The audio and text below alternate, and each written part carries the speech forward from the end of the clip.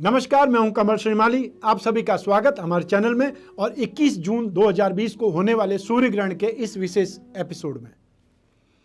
ग्रहण प्रकृति का अनोखा, अद्भुत, निराला चमत्कार है। यह एक करिश्मा है। ज्योतिष के दृष्टिकोण से यदि देखा जाए तो अभूतपूर्व, अनोखा, विचित्र ज्योतिष ज्ञान ग्रह और उपग्रहों की गतिविधियां और उनका स्वरूप, उनका मानदंड, अपना रूप स्पष्ट करता है। ग्रह नक्षत्रों की दुनिया की यह घटना भारतीय मनुष्यों को बहुत पहले से प्राचीन काल से मालूम थी। चिर प्राचीन काल में महर्षियों ने गणना कर दी थी। इस पर धार्मिक, वैदिक, वैचारिक, वैज्ञानिक विवेचन धार्मिक ग्रंथों में, ज्योतिष ग्रंथों में होता चला आया है। महर्षि अत्रि मुनि ग्रहण के ज्ञान को देने वाले सबसे पहले प्रथम आचार्य थे। ऋग्वेदीय प्रकाश काल से अर्थात वैदिक काल से ग्रहण पर अध्ययन, मनन और परीक्षण होते चले आए हैं। 2020 का यह पहला सूर्य ग्रहण बहुत ही सेंसिटिव है, बहुत संवेदनशील है। इसका भारत की आर्थिक, रोजगार, आमदनी और शिक्षा पर व्यापक असर पड़ेगा। 2020 में प्रमुख रूप से 2 सूर्य ग्रहण होने वाले हैं। 21 जून 2020 का सूर्य ग्रहण भारत में सभी स्थानों पर दिखाई देगा। आषाढ़ कृष्ण पक्ष की अमावस्या रविवार के दिन सूर्य ग्रहण भारत में कंकणाकृति ग्रहण के रूप में, कंगन के रूप में दिखाई देने वाला है। आम व्यक्ति जो खगोल के बारे में नहीं समझता, जो ग्रह नक्षत्रों के बारे में नहीं समझता, उसको यह आइडिया नहीं है कि यह सूर्य ग्रहण घटता कैसे है।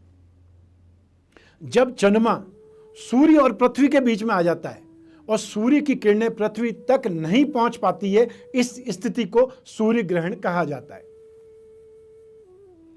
नॉर्मली वर्ष में कम से कम 2 बार ग्रहण पड़ जाता है।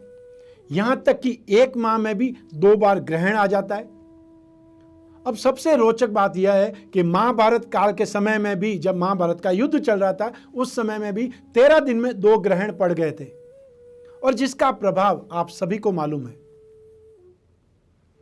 यदि 2 ग्रहण, एक सूर्य तथा दूसरा चंद्र ग्रहण एक ही माह में पड़ जाए, जैसा कि इस माह में हो रहा है, आषाढ़ माह में यह सूर्य ग्रहण, चंद्र ग्रहण दोनों घटित हो रहे हैं, ऐसी स्थिति में फल क्या होता है? राजा की हत्या, सेना का विद्रोह, रक्त का बहना, हत्याएं होना, इन सब की संभावनाएं बन जाती है। इसी कड़ी में मैं आपको एक विशेष बात बता दूं कि श्रीमती इंदिरा गांधी, जब वे भारत की प्रधानमंत्री थी, अर्थात भूतपूर्व प्रधानमंत्री श्रीमती इंदिरा गांधी, उनके साथ में भी इसी प्रकार की घटना घटी थी। उसका रीजन भी ग्रहण थे। एक माह में 2 ग्रहण थे। वो रीजन था। वो रीजन कैसे? 1984 में 14 और 15 मई को चंद्र ग्रहण हुआ था। ठीक 15 दिन बाद 30 मई को सूर्य ग्रहण घटित हुआ।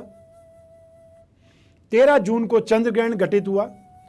8 और 9 नवंबर को फिर वापस चंद्र ग्रहण घटित हुआ और 22 और 23 नवंबर को सूर्य ग्रहण घटित हुआ था। अब आप देख सकते हैं कि 30 मई से 13 जून के मध्य ही 2 ग्रहण घटित हुए थे। इस ग्रहण के 5 माह के भीतर ही तत्कालीन प्रधानमंत्री श्रीमती इंदिरा गांधी जी के अंगरक्षक द्वारा 31 अक्टूबर 1984 को उनकी निर्मम हत्या कर दी गई, जिसके फलस्वरूप पूरे देश में सिख हिंदुओं की निर्मम हत्या की गई। खून का दरिया बहा। एक दुखद घटना घटी। हर ग्रहण का एक समय काल होता है। हर देश के अनुसार उनकी गणना अलग अलग हो सकती है, लेकिन भारतवर्ष में, भारत के सभी शहरों में ग्रहण दिखाई देने का समय अलग अलग रहेगा। लेकिन मैंने एक शहर, जो कि भारत की आर्थिक राजधानी है मुंबई, उसको आधार मान करके यह गणना बता रहा हूं। हमारी पृथ्वी पर इस ग्रहण का स्पर्श 9:15 से आरंभ हो जाएगा, अर्थात 21 जून की सुबह 9:15 से ग्रहण का पहली बार स्पर्श है, वो 9:15 से हो जाएगा। ग्रहण का आरंभ हमारे भारत में, मुंबई में 10:01 से स्टार्ट होगा। ग्रहण का मध्य भाग दोपहर में 11:38 पर होगा और ग्रहण का मोक्ष अर्थात ग्रहण की समाप्ति दोपहर में 1:28 पर हो जाएगी। जो ग्रहण का कंकण स्वरूप है, जिसके लिए बहुत ज़्यादा फोटो खींचे जाते हैं, आप देखिए कि सूर्य के एकदम बीच में काला घेरा है, लेकिन सब तरफ से ज्वालाएं निकल रही है। एक प्रकार से कंगन की जो आकृति होती है उसी को कंकण स्वरूप बोला जाता है। यह भारत में 1 मिनट और 17 सेकंड तक दिखाई देगा। कंकणाकार अथवा वलयकार सूर्य ग्रहण तब होता है जब अमावस्या होती है, चंद्रमा ठीक राहु या केतु बिंदु पर होते हैं, किंतु जो चंद्रमा है वो पृथ्वी से दूर बिंदु पर होते हैं, तब कंकणाकार सूर्य ग्रहण घटित होता है। अब मैं आपको बताता हूं कि यह ग्रहण कौन सी राशि और कौन से नक्षत्र पर घटित होने वाला है, और इस ग्रहण को किस राशि किस नक्षत्र वालों को नहीं देखना चाहिए। तो यह ग्रहण मिथुन राशि मृगशिरा नक्षत्र में प्रारंभ होकर के आद्रा नक्षत्र में यह ग्रहण पूर्ण होगा। अतः यह तो स्पष्ट है कि यह ग्रहण मृगशिरा नक्षत्र और आद्रा नक्षत्र वाले व्यक्तियों के लिए विशेष कष्टप्रद रहेगा। उन दोनों नक्षत्रों में मिथुन राशि आ जाती है। अतः जिनको नक्षत्र नहीं मालूम है वो ये ध्यान रखें कि जिनकी मिथुन राशि है उनको यह ग्रहण नहीं देखना है। इन दोनों नक्षत्र वाले व्यक्तियों को, जिनका मृगशीर्ष नक्षत्र है और जिनका आद्रा नक्षत्र है, इन दोनों नक्षत्र वाले व्यक्तियों को ग्रहण नहीं देखना चाहिए। यदि संभव हो सके तो कष्ट निवारण के लिए उपाय करने का प्रयास करना चाहिए। मृगशीर्ष नक्षत्र के कष्ट में पागलपन हो सकता है या आधे शरीर में दर्द रहने लग सकता है।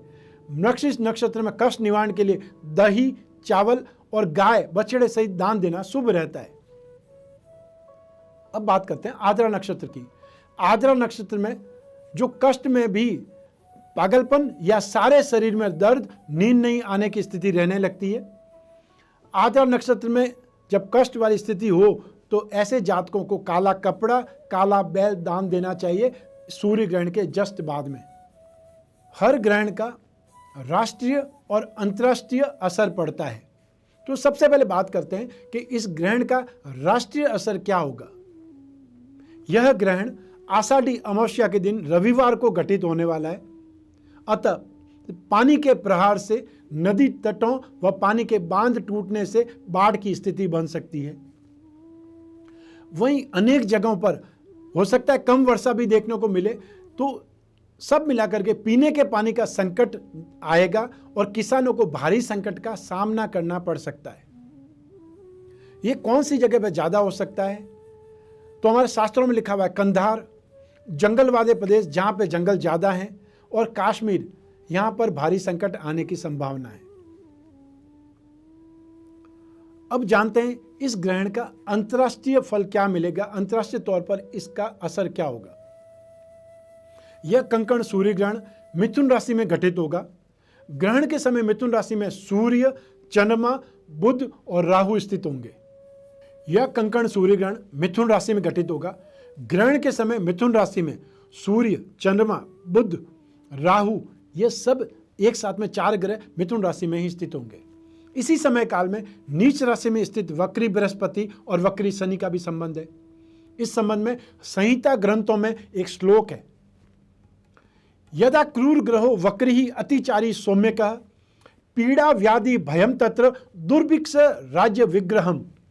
गुरु अतिचारी और वक्री तथा शनि वक्री होने के कारण विश्व भर में कहीं अकाल का भय, कानून व्यवस्था का भंग होना, आवश्यक वस्तुओं के दामों में वृद्धि, जनता में असंतोष और घबराहट, रोगों का फैलना, राजनेताओं में टकराव या राजनीतिक दलों में टकराव, प्रगति में रुकावट, सरकार के कार्यकर्ता विफल होंगे।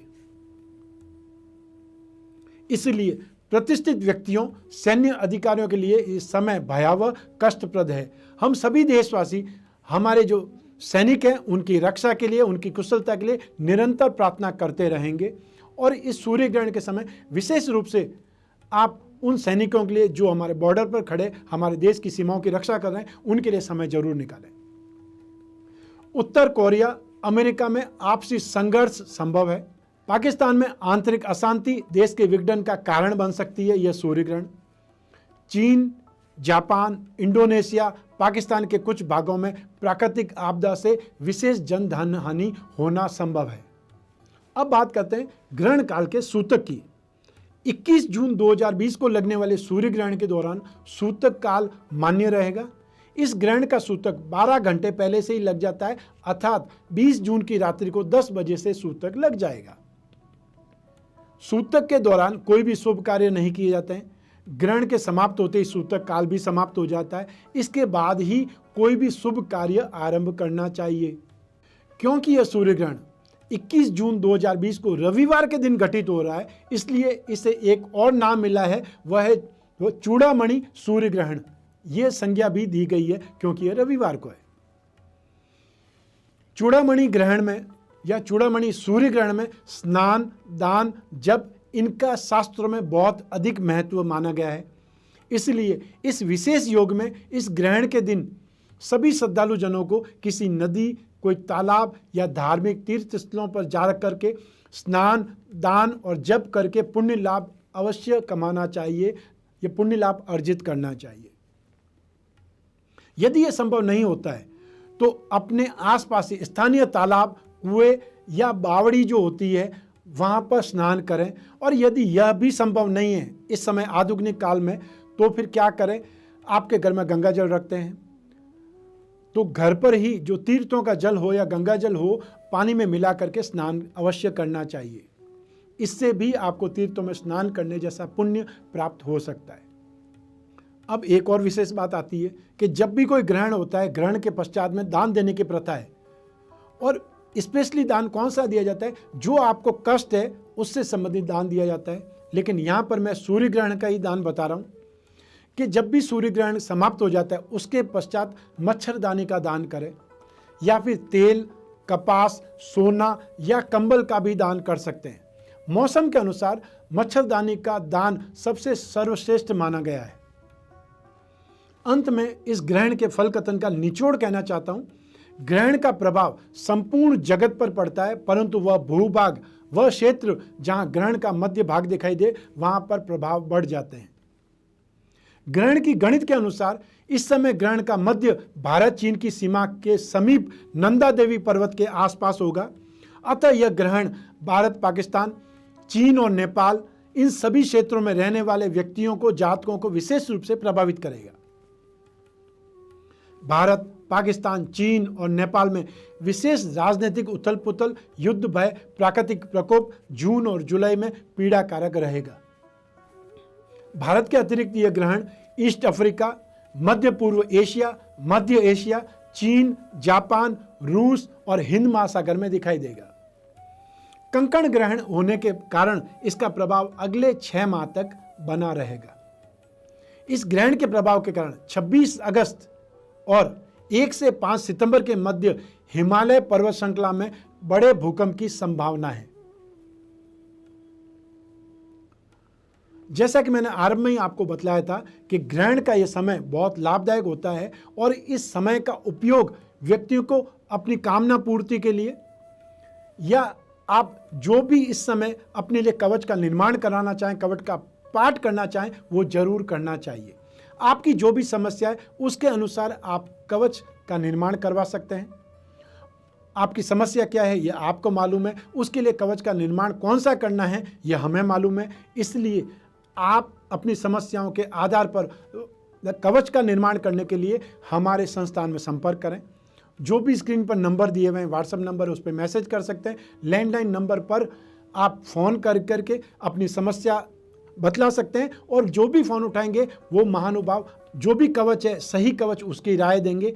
आपने यदि कवच का निर्माण कराना है तो जो भी इन्फॉर्मेशन वो मांगे वो इन्फॉर्मेशन उनको प्रदान करनी है। और 21 जून 2020 को सूर्य ग्रहण के समय काल में हम आपके लिए कवच का निर्माण करेंगे। बहुत सारे कवच का विश्लेषण हमने अलग अलग एपिसोड में भी किया हुआ है, वो हमारे चैनल पर उपलब्ध है। आप उसमें जाकर के भी कवच की व्याख्या, कवच का विश्लेषण सुन सकते हैं, देख सकते हैं। तो इस समय काल का फायदा उठाने के लिए आपको अपनी समस्याएं हमें बतलानी है।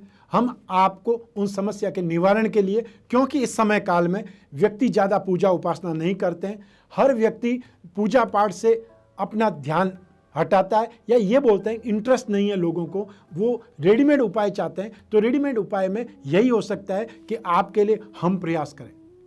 तो आज इस एपिसोड में बस इतना ही, लेकिन ये एपिसोड एक नहीं है, सूर्य ग्रहण के एपिसोड की श्रृंखला है जो नियमित आपको रोजाना देखने को मिलेगी। इस एपिसोड में बस यहीं तक। स्वस्थ रहिए, प्रसन्न रहिए, अपना अपने परिवार का बहुत बहुत ख्याल रखें। आप सभी को मेरा नमस्कार, बहुत बहुत शुभकामनाएं। ईश्वर आपकी रक्षा करे। धन्यवाद।